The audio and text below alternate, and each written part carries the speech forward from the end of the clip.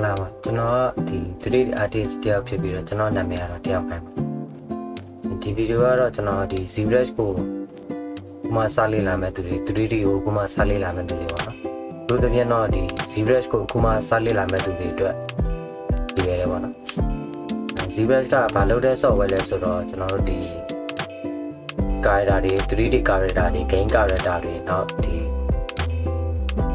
လက်ဝဲရတနာတွေဒီမြန်မာမှုကနုတ်တွေစသဖြင့်ဆွဲလို့ရတယ်ပေါ့နော်။နောက်ဒီပုံမှန်ကြည့်မယ်ဆိုရင်ဒါမျိုးလေးတွေပေါ့။ဒါဆိုရင်ဒီ ZBrush နဲ့ဆွဲထားတဲ့ 3D character တွေပေါ့နော်။ဒီလိုမျိုးလေးရှိမယ်။နောက်ဒီလိုမျိုးဥပမာပေါ့နော်။ဒါမျိုးဆွဲလို့ရမယ်။ဒီလိုလူပုံတွေဆွဲလို့ရမယ်။နောက်ဒီလို character တွေဆွဲလို့ရမယ်။ဒီတက်ပို့ပြီးတော့ကျွမ်းကျင်လာမယ်ဆိုတော့ဒါမျိုးဆွဲလို့ရမယ်ပေါ့နော်။ဒီတက်ပို့ပြီးလည်းဆွဲလို့ရတာရှိပါတယ်။ 3D ကဘာလို့ဆွဲရလဲဆိုတော့ကျွန်တော်တို့ဒီ printing အတွက်လည်းဆွဲတယ်ဒီ game တို့ cinematic တို့အဲမှာသုံးဖို့အတွက်လည်းဆွဲတယ် printing အတွက်ဆွဲရတာဥပမာဒါမျိုးပေါ့နော်ကျွန်တော် ZBrush နဲ့ဆွဲယူပါလို့ရှိရင်ဒါမျိုးရုပ်တွေ printer နဲ့ 3D printer နဲ့ထုတ်လို့ရမှာပေါ့နော်ဒါမှစိတ်ပြန်ချဲပြီးတော့တောင်းကြတာပေါ့ZBrush တဲ့အခုစသွားကြမှာပေါ့နော်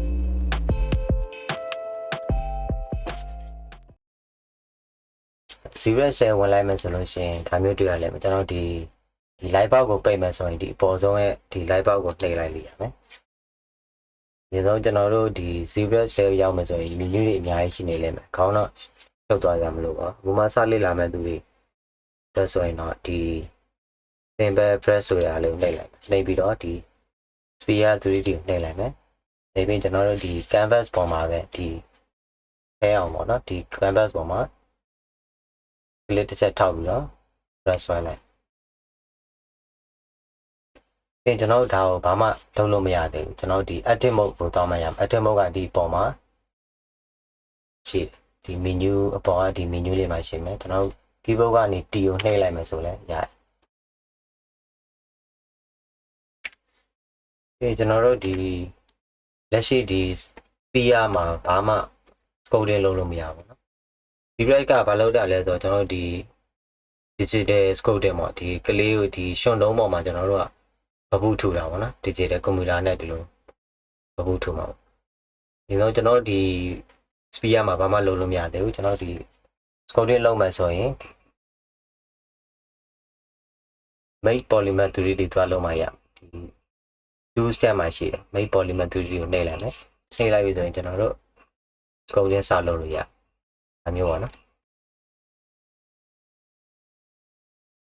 sculpting မလုပ်ခင်မှာကျွန်တော်တို့ menu လေးတချို့သိဖို့လိုတယ်ဘာလဲဆိုတော့ဒီပုံမှာလက်ရှိကျွန်တော်တို့ကဒီ draw mode ထဲမှာရောက်နေဒီ draw mode ကဘာလုပ်တာလဲဆိုတော့ကျွန်တော်တို့ဒီ brush နဲ့ဒီလိုမျိုး draw လုပ်လို့ရတယ်နောက်ပြီးတော့ဒီ move ဆိုတာကတော့ object ကိုလိုရွှေ့လို့ရတယ်နောက် scale နဲ့ rotate ကဒီကနေသွားဖို့တော့မလိုကျွန်တော်တို့ဒီ move to မှာတင်ဒီ gizmo ဆိုတဲ့ဒီကောင်လေးရှိတယ် scale လုပ်ချင်ရင်ဒီ x ဝင်ရိုးနဲ့ဒီလိုလုပ်လိုက်ရတယ်ဒီ y ဝင်ရိုးနဲ့ဒီအစိမ်းလေးက y ဝင်ရိုးပေါ့နော်အနီးက x ဝင်ရိုးဒီလိုသွားလိုက်ရဒီ object ကြီးဒီ object sphere object ကြီးတစ်ခုလုံး scale လုပ်မယ်ဆိုရင်ဒီ y လေးနဲ့ဒီလိုချုပ်ချယ်လုပ်လိုက်ရဒီ object တစ်ခုလုံးကိုရွှေ့ကျင်တယ်ဆိုရင်နော်ဒီလေးတော့ဒီဘင်းလေးကိုသွားလို့ရဒါဒီ menu တွေလုပ်လို့ပါ menu ရဲ့ shortcut က choose ဆိုရင် draw mode w move to a e r ကျွန်တော်အများဆုံးသုံးတာကတော့ choose နဲ့ w ဒီနှစ်မျိုးပဲသုံးသူက draw mode w ကဒီ gizmo ဖွင့်လာတယ် move လုပ်လို့ရမယ် scale လုပ်လို့ရမယ်စသဖြင့်ပေါ့နော်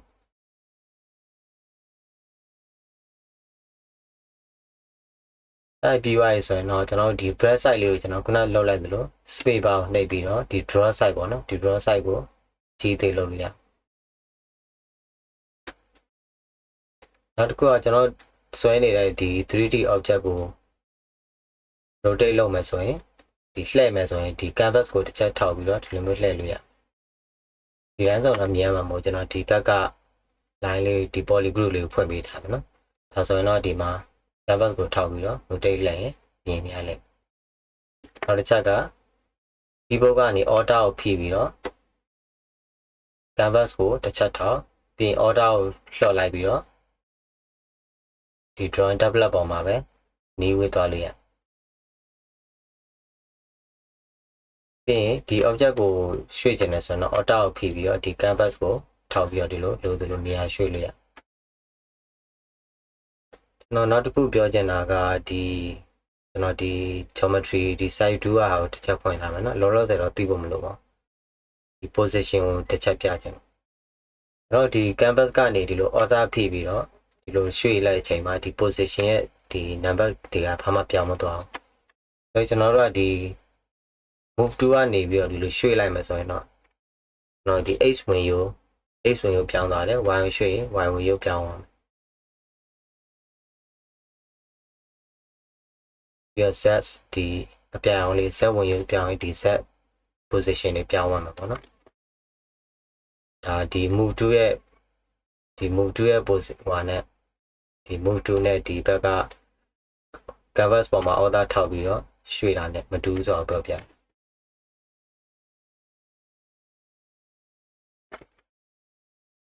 နောက်တစ်ချက်ကဘာလဲဆိုတော့ဒီ move to တွေကိုကျွန်တော်ဒီ keyboard နဲ့မသွားခြင်းဒီဘက်ဒီညမှာရှိတယ်ဒါလေးနဲ့သွားလဲရတယ်ဒီ button လေးနဲ့သွားလဲရတယ် rotate လဲလဲရအများသောအားဖြင့်တော့ keyboard နဲ့ပဲအသုံးပြုကြတယ်ပုံမြန်တာပေါ့နော်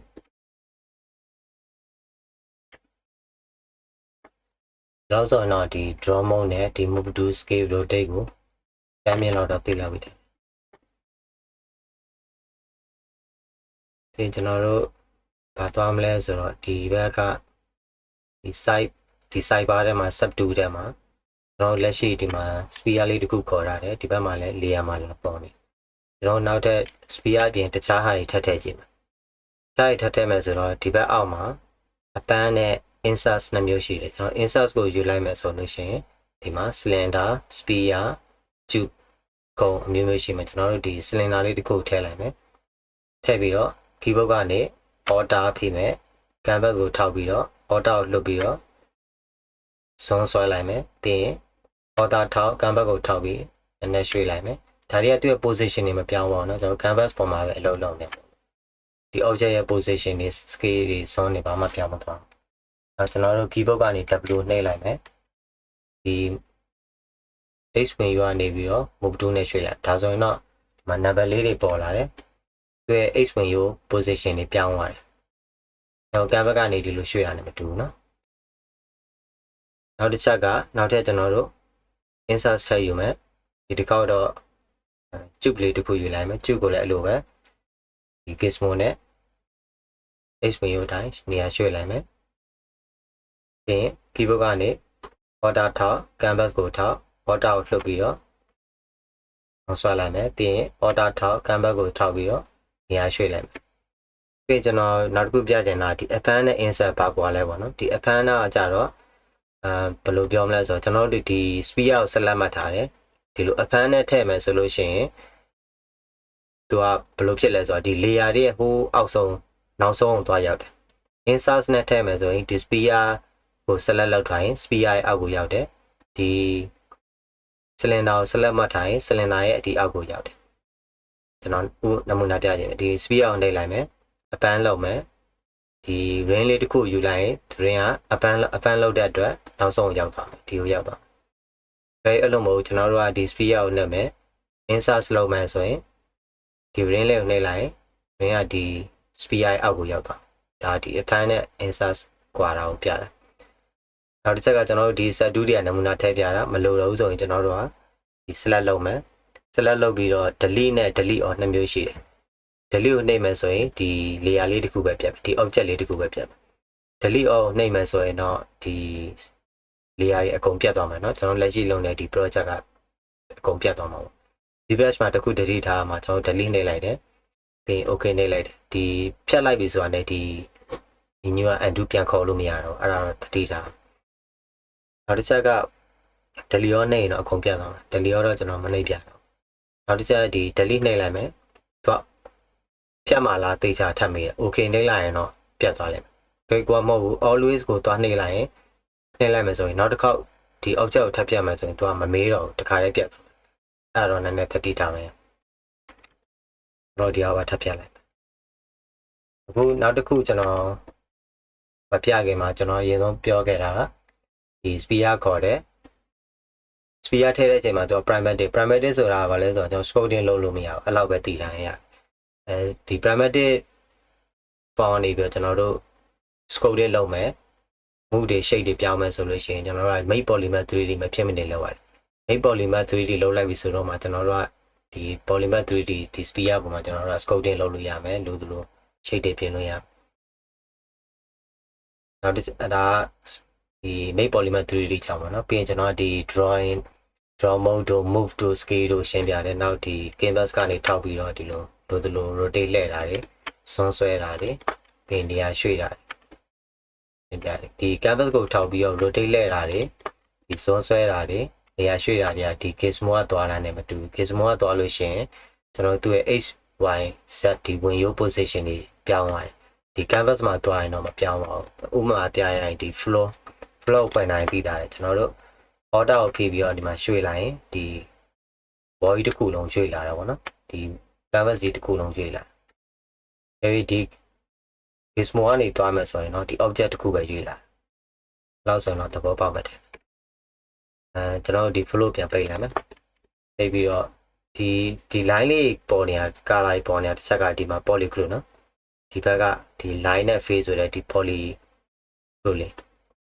အဲ့ဒါ shortcut keyboard shortcut က shift F နော်ပြီးရင်ဒီ line နဲ့ face ကိုကျွန်တော်ဒီ rotate ကိုမမြင်ပါဆိုလို့ခဏပြတာကျွန်တော်ဒါကိုပြန်ဖြောက်လိုက်ဖြောက်ပြီးတော့ keyboard ကနေ draw mode သွားမယ် Q W က gizmo ဒီ move လုပ်မယ် scale လုပ်မယ်ရွှေ့နေရာရွှေ့မယ်ဒါ W keyboard ကနေကျူ draw mode နဲ့ကျွန်တော်ဗာပြမှာလို့အခု brush တွေကိုပြမှာအခုဆွဲလိုက်တယ်ဒီဆွဲလိုက်တဲ့ဟာလေးကဒီ standard ဆိုတဲ့ brush ကိုသုံးနေတာဒီ brush တွေကဘယ်မှာရှိလဲဆိုတော့ V ကိုနှိပ်လိုက်မယ်ဒီမှာ brush တွေအများကြီးပဲဒီ brush တွေအများများလို့ခေါင်းတော့ရှုပ်တော့မလို့ကျွန်တော်လောလောဆယ်ကျွန်တော်နှစ်ခုသုံးခုလောက်ပြောပြတာအသုံးများတယ်ပါနော်အထက်မှာအသုံးများတာကဒီလက်ရှိ standard brush အသုံးများတယ်နောက်တစ်ချက် V ကိုပြန်နှိပ်မယ်ဒီ clay base လည်းအသုံးများတယ် clay base ဘာလို့တာဆိုတော့ကျွန်တော်ဒီရှုံတုံးကြီးကိုလိုဖို့တယ်ဖို့ပြီးလို့ရှိရင်ပြန်နှုတ်မယ်ဆိုရင် order နေလိုက် sub ဒီလိုပြန်နှုတ်တာကိုဖို့ထားတာတွေကိုပြန်လျှော့လို့ရဒါပြန်လျှော့တာဒီတိုင်းဆိုရင်ဖို့တယ် order နှိပ်ရင် order ဖြည့်ပြီးတော့ keyboard ကနေ order key နှိပ်ပြီးတော့တွိုင်းလျှော့တယ်ကဲကိုက order key မနှိပ်ဘူးဆိုလဲဒီမှာရှိမှာဒီပေါ်က Z အနဲ့ Z sub တစ်ခုရှိမှာအကကြတော့ဖို့တာကျွန်တော်တို့ sub ကိုနှိပ်သွားမယ်ဆိုရင်ပြန်ပြီးလျှော့တာညာတော့ပြင်ကျွန်တော်တရားမသွားဘူးဒီ keyboard က order နဲ့ပဲသွားတာများတယ်နောက်တဲ့ brush တစ်ခုအသုံးများတဲ့ brush ကိုက bio နဲ့ bio နဲ့ dio နဲ့ပြီးရင်ဒီမှာ dance standard ဆိုတဲ့ S ကိုထပ်နေ dance standard ကိုရောက်သွားမယ်ဒီ dance standard ကဘာလုပ်တာလဲဆိုတော့ကျွန်တော်တို့ဒီ line လေးတွေဒီလို line လေးတွေပေါ်လို့ရမှာစသဖြင့်ပါနော်လက်ရှိတော့ကျွန်တော်အကြမ်းမြင်ဒီလောက်ပဲပြောပြတာသူလဲလို့ပဲ order သူ့ရဲ့ default က sub ဒီပေါ်မှာ sub ဖြစ်ပြီး order နှိပ်လိုက်မှဆိုရင်သူ့ရဲ့စန့်ကျင်ဘက်ဒီလိုကြွလာဒါ dump standard ဒါဆိုရင်ကျွန်တော်တို့သိတာက standard ရဲ့ဒီ standard brush ရဲ့ clay base ရဲ့ dump standard ဒီသုံးမျိုးသိပါတယ်နောက်တစ်ခုက smooth ကကြောင့်ကျွန်တော်တွားပြီးတော့နှိပ်ဆရာမလို့ဘယ်လိုသုံးမှလဲဆိုတော့ဒီလိုမျိုးဖြစ်သွားလို့ရှိရင်မလောက်တက်လို့ရှိရင်ဘယ်လိုဒါဆို sound wide object က sound wide ဆိုပြန်တက်ခြင်း keyboard ကနေ shift ကိုဖြည့်ပြီးတော့ canvas ပေါ်မှာတစ်ချက်ဆွဲလိုက်ဒါဆိုရင် sound နေတဲ့ဟာတဲ့သွားပြီတဲ့တယ်ဆိုရင်သူကဒီဇက်ဝင်ရိုးတိုင်းအရှိတက်တဲ့ front အရှိတဲ့နေမှာမဟုတ်ကျွန်တော်ဘာမှမြင်ရလဲဆိုတော့ဒီဘက်ကလူရုပ်လေးဆိုင်ပဲလူရုပ်လေးမှမြင်ရတယ်ဒါဆိုရင်သူကဘေးဘက်ကိုလှည့်ကျွန်တော်အရှိတဲ့ပြန်လှည့်ခြင်းဒီအပြာလေးကိုဒီဇက်အပြားသွားဒီဇက်ဝင်ရိုးပေါ့နော်အဲ့ဒီကိုနှိပ်လိုက်ရင်သူကအရှိကိုပြန်ရောက်လာဒီလူရုပ်လေးကအရှိပြန်ရောက်လာကျွန်တော်ဒါဒီ object ရဲ့ rotate ကိုပြတာပေါ့နော်ကျွန်တော်ခုနကဆက်သွားမယ်ဆိုရင် smooth ကဘာလောက်တာလဲဆိုတော့ဒီကျွန်တော်ဒီမှာဒီ scrolling လောက်ထားတဲ့ဟာတွေကိုချောမွေသွားအောင် shift ကိုဖြီးပြီးတော့ဒီလို smooth လုပ်လို့ရ ရှစ်ကိုဖိပြီးတော့ smooth လုပ်နေရပြီးရင်ဒီ label နဲ့ဆွဲလိုက်မှဒါဒီလိုကျန်းနေတာတွေကိုကျွန်တော်တို့ smooth ပြန်လုပ်နေရနောက်ဆိုရင်တော့ဒီ brush 3မျိုးသိပြီထင်တယ်ပေါ့နော် standard brush label app damp standard နောက်ထပ် smooth လုပ်တယ်နောက်တစ်ခုသိဖို့လိုသေးတာကကျွန်တော်တို့ V ကိုနှိပ်လိုက်မယ်ပြီးရင် M ကိုနှိပ်လိုက်မယ်ပြီးရင်ဒီ V move brush ကိုနှိပ်လိုက်မယ် move brush ကဘာလုပ်တာလဲဆိုတော့ကျွန်တော်တို့ဒီရှုံကိုလိုသလိုပုံဖွတ်သွင်းတာလိုသလိုရွှေ့မယ်ဒါမျိုးပါနော်ဒါမျိုးလိုသလိုပုံသွင်းလို့ရ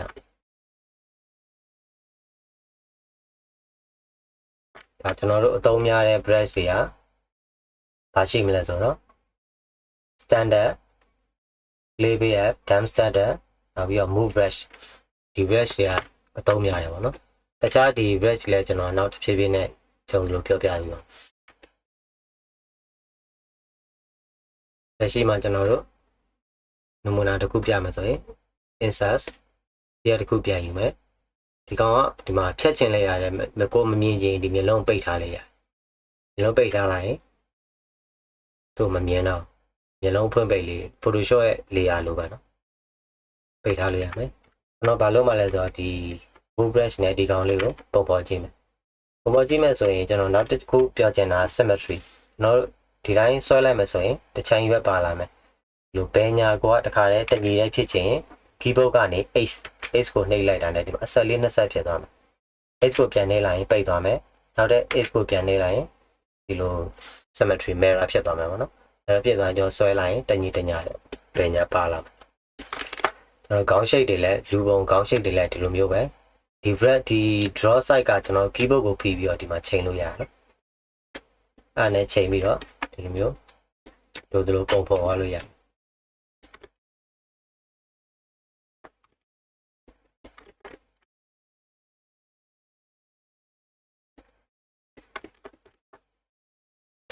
နမူနာပြတာပေါ့နော်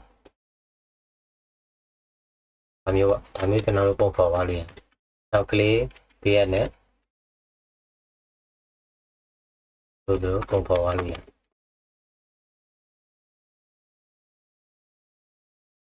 ဒါမျိုးပေါ့ကျွန်တော်